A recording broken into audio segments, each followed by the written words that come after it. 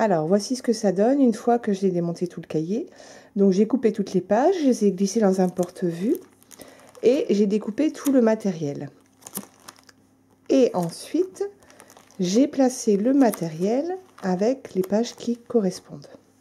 Voilà, donc quand c'est des petites cartes, je les mets dans une petite pochette plastique, comme ça. C'est des pochettes à CD que j'utilise, donc rien d'exceptionnel. Voilà, je mets le matériel dans les petites pochettes plastiques.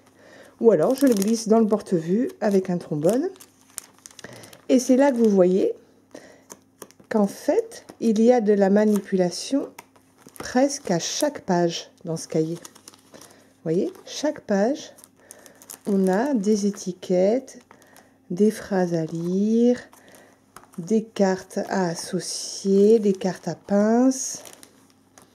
Vous voyez, presque à chaque page, il y a de la manipulation. C'est ce que j'aime beaucoup dans ce cahier, c'est qu'en fait, c'est pas un cahier dans lequel on écrit, c'est un cahier avec lequel on manipule. Donc réellement, comme Montessori, comme Maria Montessori l'a prescrit. Vous voyez, il y a des jeux partout, des manipulations partout. Donc moi je pense que, enfin personnellement en tout cas, je pense que c'est plus pratique de tout découper une bonne fois pour toutes.